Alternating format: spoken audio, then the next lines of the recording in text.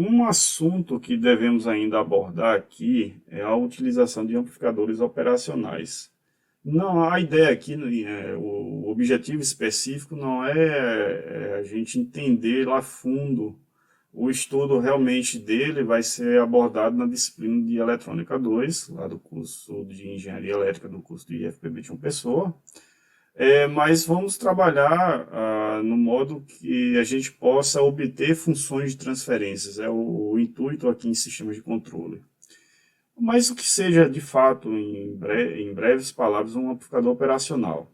Ele é um circuito eletrônico que vai amplificar sinais de entrada, além de ser utilizado com outras funções, como, por exemplo, filtragem, comparação e outros circuitos, de fato, outras funções que podem ser implementadas. Como, de fato, aqui, o objetivo é obter funções de transferências. A premissa que vamos trabalhar é que o AMPOP, o amplificador operacional ideal, ele tem ganho infinito em malha aberta, a largura de banda infinita, a impedância de entrada infinita e a impedância de saída nula, além de nenhum ruído e o offset de entrada igual a 0 volts. Observem que essa é a representação gráfica para um amplificador operacional. Nós temos alimentado por uma tensão simétrica de mais ou menos V, uma tensão V1 e V2, cada um relacionado a uma entrada, que a gente chama de entrada inversora e entrada não inversora, e a saída Vs de T. Uma entrada diferencial, ou seja, nós temos do mais para o menos, então aqui seria V2 menos V1. Então essa a entrada diferencial, a diferença entre as tensões de entrada. A saída seria, eu teria um ganho A, que multiplica justamente essa tensão de saída diferencial. Observe o seguinte, aqui é uma representação básica de um amplificador operacional interno, onde eu posso ter aqui uma impedância relacionada a cada entrada, não há problema nenhum representar desse modo, e uma impedância de entrada do amplificador operacional, que a gente chama de ideal infinita. Esse R0, a impedância de saída seria zero, e aí eu teria uma amplificação, um ganho denominado A, que multiplica essa tensão diferencial entre V2 e menos V1, V2 e V1, aqui na saída V0, nesse outro esquema aqui representado por Vs. Trabalhando com configurações, nós temos o amplificador inversor, ou seja, um sinal, por exemplo, positivo que eu tenho aqui na tensão de entrada, ele inverterá sua amplitude. Também faz, mas não entraremos nesse detalhe. Como nós temos a impedância de entrada aqui bem alta no amplificador operacional, considerando que seja infinito, nós teremos aqui um V1S, é o que a gente chama de terra virtual, nesse amplificador inversor, que tem essa configuração aqui. A entrada não inversora ela está no terra, a entrada inversora ela está conectada a uma impedância, vamos chamar aqui de Z1. Nesse nó, há uma conexão de uma outra impedância entre a entrada não inversora e a saída.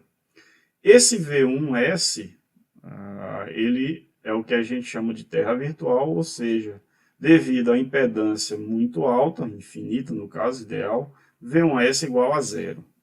Aqui nesse nó, nós teremos a seguinte condição, então. I1 de S mais I2 de S, foi colocado que essas duas correntes estão entrando no nó, e IA, a corrente que entra na entrada não inversora, denominada assim, porém IA igual a zero, já que aqui a impedância é infinita.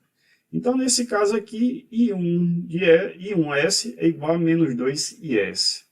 Então, desse modo aqui, fazendo a lei de Kirchhoff dos circuitos, nós temos VE menos V1 sobre Z1 Aqui eu estou omitindo o S, mas aqui está aqui tal qual, deve ser escrito dessa maneira, aqui apenas por simplificação, é igual a menos VS menos V1 Z2. E aí, fazendo as devidas manipulações, nós teremos esse sinal aqui indicando que há uma inversão do sinal da amplitude, a impedância de Z2 sobre Z1 V de S. VE de S, a tensão de entrada. Nesse exemplo 2.14, que é lá do Nise, do livro do Nise, ele aproveita a mesma configuração, agora coloca números. Você tem uma impedância aqui de entrada do circuito, a impedância do ramo de conexão entre entrada e saída. Então Z1 é igual ao inverso de SC1 mais 1 sobre R1. Mas, peraí, da onde é que vem isso? Só para lembrar, vocês podem pensar o seguinte, olha, Z1 de S é igual a um Y1 de S, a admitância, lembrando disso. Então, aqui eu tenho um Y1 mais Y2. Nesse caso aqui, eu teria 1 sobre a impedância da resistência, aqui, o inverso dela, na verdade, mais a impedância capacitiva, o que nesse caso representa justamente o quê? 1 sobre R1 mais SC1. É o que está aqui representado dessa maneira, tal qual o autor escreveu no livro dele. Mas você também poderia escrever aquela história, mas a impedância em paralelo eu posso multiplicar uma pela outra. Pode, não tem problema nenhum. Vamos chamar aqui que você teria R1 que multiplica 1 sobre SC1, vou escrever dessa maneira, R1, o somatório, 1 sobre SC1. Também estaria certo da mesma maneira, não tem problema nenhum. Ele já coloca valores e daria para a impedância Z1 esse valor. Para Z2, vocês percebam que aqui ele está em série, aqui ele vai justamente fazer essa conexão dessa maneira aqui. E aqui apresenta a função de transferência. Ele aproveita a resolução anterior e escreve a função de transferência, a relação entre saída e entrada, lembrando que nós sempre devemos representar dessa maneira, saída pela entrada, ou seja, V0 de S é igual a uma função G de S, VI de S, sempre dessa maneira.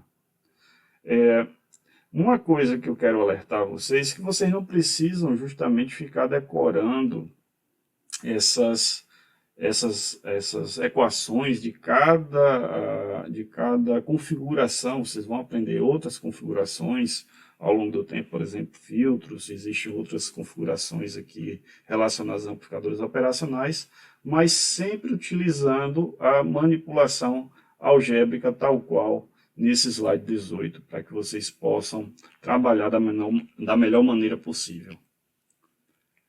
Para o caso do amplificador não inversor, observe a seguinte situação. Nós temos novamente, nós estamos trabalhando com o transformador, o amplificador operacional ideal. Então a impedância de entrada ela é alta, a gente considera como infinita. Então, dessa forma, nós temos o que? VE, a tensão que está colocada aqui no amplificador não inversor, que possui sempre essa configuração, é uma configuração básica em eletrônica. Essa entrada inversora, ela possui a mesma tensão, ou seja, V1 de S é igual a VE de S. No nó, aqui, que foi destacado, nós temos quem? VE de S menos 0 sobre Z1 de S. Essa corrente ele está definindo dessa maneira. VS menos VE sobre Z2S. E essa corrente aqui, ela é nula. Então essa corrente aqui é zero, a impedância é muito alta, infinita, então fica essa corrente igual a essa. Então, fazendo as devidas manipulações, eu vou ter Z1 mais Z2 no numerador e Z1 de S no denominador, que multiplica a tensão de entrada. Então, nesse exemplo 2.15 do NISE, nós temos o Z1, que ele chama aqui, nesse formato, e o Z2 esse paralelo aqui, que vocês podem resolver dessa forma, não tem problema nenhum, mas se preferirem pode realizar por admitância. Então, da relação anterior, como eu reforço aqui, não preciso ficar decorando a configuração do circuito, que função de transferência representa o não inversor. Eu sugiro que vocês peguem outras configurações, tem exercícios propostos para vocês, e tentem resolver por manipulação por análise de circuitos. Ao final, nós teremos Vs de S sobre Ve de S, essa função aqui de transferência.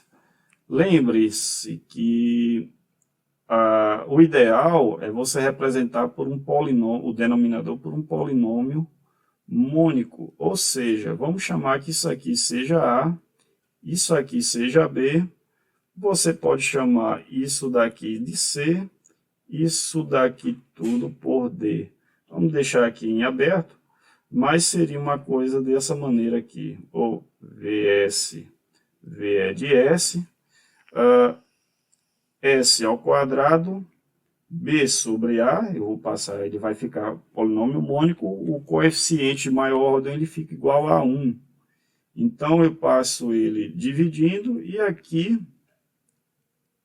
C de A, S ao quadrado, D sobre A, de S mais 1.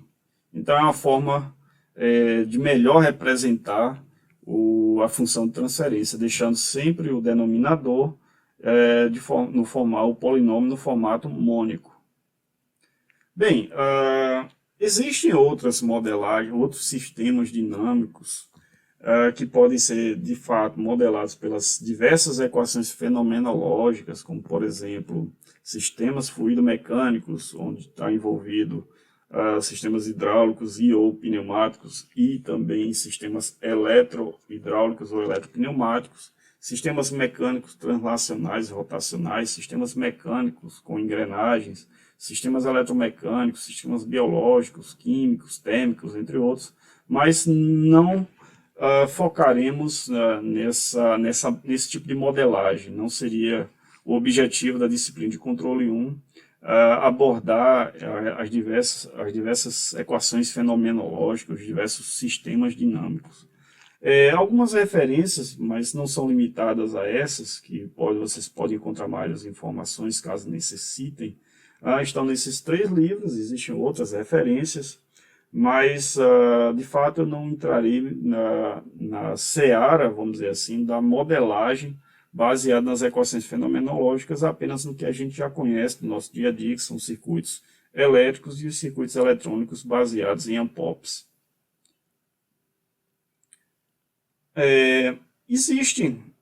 Vamos trabalhar, de fato, aqui em controle 1, e provavelmente controle digital também, lá na frente, a próxima disciplina, quando trabalhamos com modelos matemáticos lineares. Mas, de fato, diversos sistemas dinâmicos são não lineares. E, muitas vezes, nós linearizamos para justamente facilitar a nossa vida.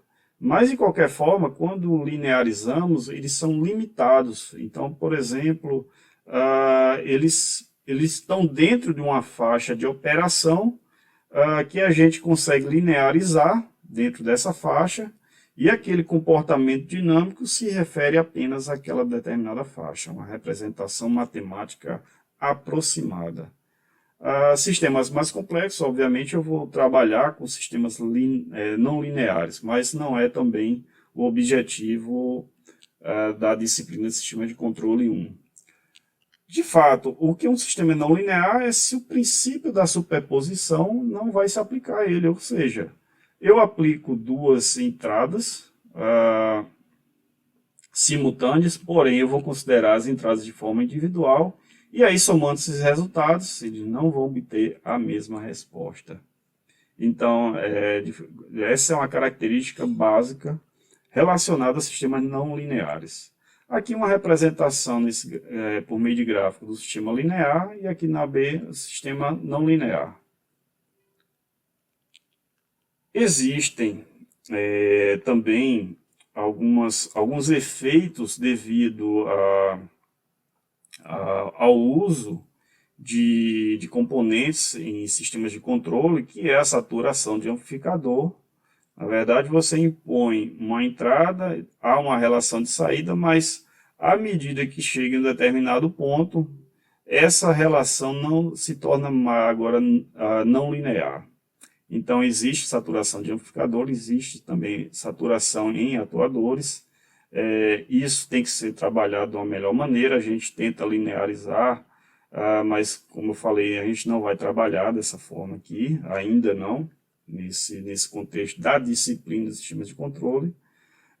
Eu quero também lembrar que existe zona morta em motor, então você pode fazer um teste, que é empregar, começa a aumentar na entrada de um motor, coloca uma tensão e ele só começa a reagir a partir de um determinado valor de entrada. Isso acontece bastante, é o que a gente chama de zona morta de um motor. E além disso, as folgas em engrenagens representam também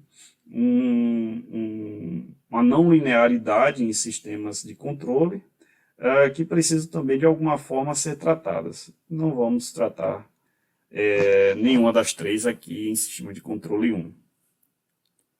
Existem diversas técnicas de linearização de funções que podem representar o comportamento dinâmico global e ou local. Estou reforçando aqui que a gente não vai entrar nesse detalhe, vai ser demonstrada tais técnicas em outras disciplinas mais avançadas, ou a partir de algum projeto que alguém possa estar inserido. Existem diversas referências sobre o tema, livros, teses, artigos, entre outros. E aqui eu deixo algumas referências relacionadas a esse aspecto de modelagem, baseadas em circuitos elétricos e circuitos eletrônicos com amplificadores operacionais. Até breve.